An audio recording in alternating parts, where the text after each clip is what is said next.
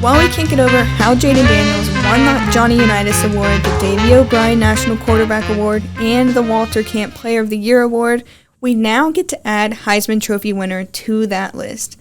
That kid, Jayden Daniels, is something else. Now that Jayden's won the Heisman, I can finally stop dreaming about it. The moment's here. To continue celebrating this huge win for Jayden Daniels, I'll be bringing on the news and sports director for the Louisiana Radio Network, Jeff Palermo, along with the assistant editor of Tiger Rag, William Weathers, to sit down with Bunnie Cannon. And if that name sounds familiar to you, it should. Bunnie Cannon's dad, Billy Cannon, was the first player at LSU to ever receive this prestigious award. Billy Cannon, who was a halfback at LSU, won the Heisman Trophy Award in 1959 and passed away in 2018. It was one of his dreams to have other players join the Heisman Club, and while he didn't get to personally see Joe Burrow or Jayden Daniels win the Heisman, his daughter and wife were able to live on his legacy. After listening in with Jeff, William, and Bunnie, we'll talk about that amazing record-smashing women's basketball game last night against McNeese that left them 133-44. But before we go into any of this, I'd like to thank our sponsor, Pawpaw's Campers and Cars. That's pawpawsrvs.com. 1-800-728-CAMP, 1-800-728-2267. Hey neighbors, we're not that far from where you are. Make that short drive to Pawpaw's Campers in Picayune and see our Wildwood, Catalina, Sportsman, and Zinger trailer lines and our Rockwood and Heritage Glen fifth wheel lines. From Houma to Hammond, Biloxi to Jackson, and Mobile and Pensacola, we're not that far from where you are. Come and see us. You're gonna love the way we deal. Pawpaw's Camper City in Picayune. You're gonna love the way we deal. That's a good RV, Pawpaw. All right, and we're back. Now let's get to Bunnie Cannon and her unique Heisman experience as the daughter of the first Heisman Trophy winner at LSU, and now being able to live through her dad's legacy and welcome in new members to the club. Back here on Tiger Rag Radio, and it's a great honor to have Bunnie Cannon on the show. She is the daughter of the first Heisman winner for LSU, Billy Cannon. She joins us here on Tiger Rag Radio. Bunnie, thanks a lot for joining us. Jeff Palermo along with William Weathers. How you doing tonight? Doing great. Thanks for having me. Well, it's great to have you on. I would imagine probably the last time I talked to you was in 2019, somewhere around there. So lots happened since then. we should do this every 3 or 4 years, huh? I think so. How fun was it this year to see? I know Joe Burrow was special, right? And because it was the first one after your dad. I don't want to say this is becoming old hat now because it's only been 3, and so they're all very special. But what was it like this year to see Jayden Daniels and what he was doing on the football field just continue to put up the stats, continue to build the resume to win the Heisman Trophy? It was incredible. It was incredible to be there. And I'm not one to really like big cities and go to New York, but when I finally got to meet him, because I still hadn't met him yet, and when I finally got to meet him that morning, I said, "You're the only thing that would get me here." And he started laughing. I said, I booked my ticket about 6 or 7 weeks ago.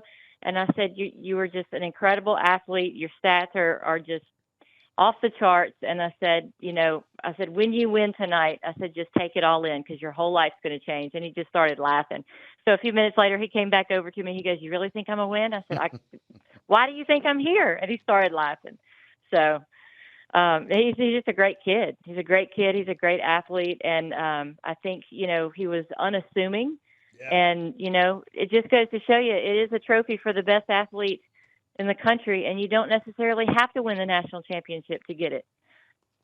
Hey, Bunnie, this is William. I thought this was a nice story that you shared that your dad always wanted someone to share this honor with at LSU. And unfortunately, it took 60 years. But now to have 2 in the last 4 years or 5 seasons, what do you think he's just got to have a huge smile?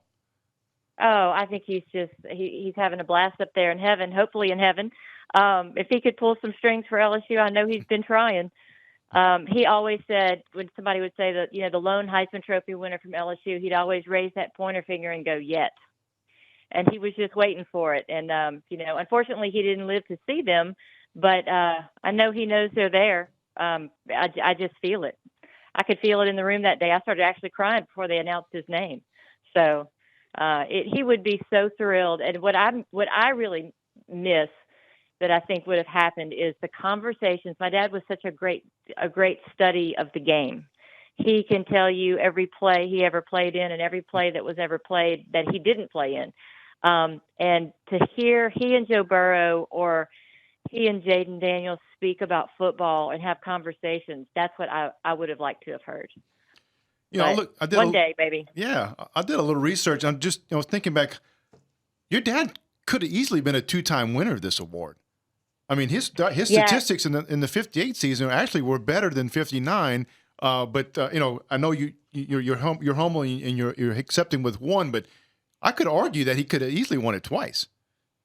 He could have, and he always says I have a picture in my house that he signed to me, and he said my greatest failure, and it's a picture of him crossing the goal line where you could really see the goal line against Tennessee.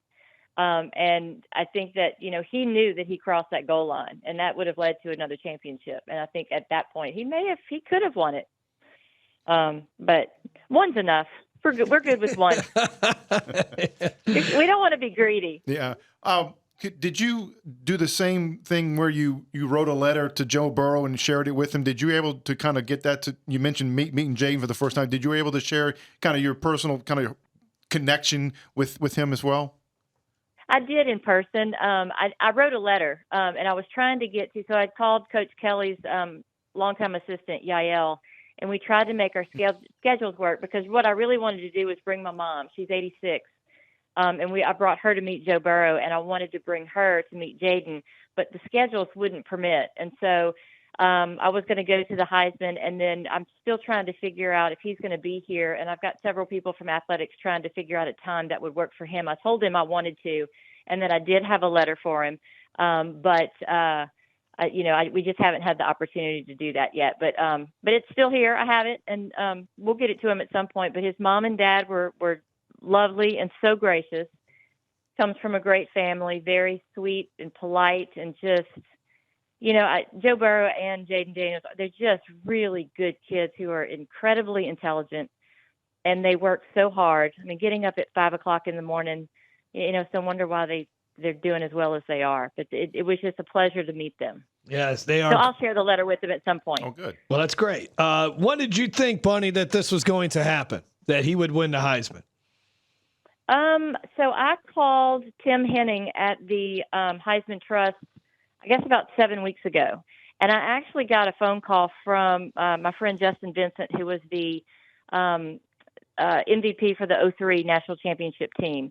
And Justin and I, Justin has a wife and 2 little babies, and I think it's hard for her to travel a lot. And so sometimes when it comes to these things, we are each other's plus one just so that we have somebody else to go with. And he called me. He goes, "We're going to do a recap. We're going to go again." And so I called some other people that we went with last time, and they couldn't go. And so I said, "You know what? I think he's going to get it. I just feel it." So I called and I booked my ticket, and again, it was under $200. So I thought, it's time to go. Good for you, Bunnie. That's awesome. So, I did the same thing with Burrow, but I think I booked it after the Texas game. Yeah, there you go. Yeah. Right. I should have placed a bet on that one, but I think a lot of people might be kicking themselves that they didn't bet Jayden Daniels, especially when the odds didn't look all that great for him. But or at least as a favorite. Bunnie, it's a pleasure speaking with you. Hopefully this happens again in a couple more years. Who knows? Hey, maybe Garrett Nussmeier. Look, I'll be ready. I'll still be here working at LSU and pulling for the Tigers. So when it happens again, I'll still be here. All right, Bunnie, thanks a lot. Best wishes to you and your family, and Merry Christmas. Thank you, and go Tigers. Thank you, Bunnie. What a story. If history repeats itself, we'll be hearing from Bunnie in another 4 years or so to congratulate another LSU football player into this elite club, the Heisman Trophy Winner Club. And as we're congratulating history being made on LSU campus, the women's basketball team had quite the historic game on Tuesday against McNeese State University. The number 7 LSU women's basketball team extended its winning streak to 10 with a dominating performance that took down a pair of school records in the process. The Tigers' 133-44 victory Tuesday over McNeese set a program record for points scored in a game, and they also established a school mark with an 89-point margin of victory, far surpassing the previous milestone of 76 points. On Tuesday, LSU had 6 players score in double figures with 3 recording double-doubles. It was the 5th 100-point performance for the Tigers.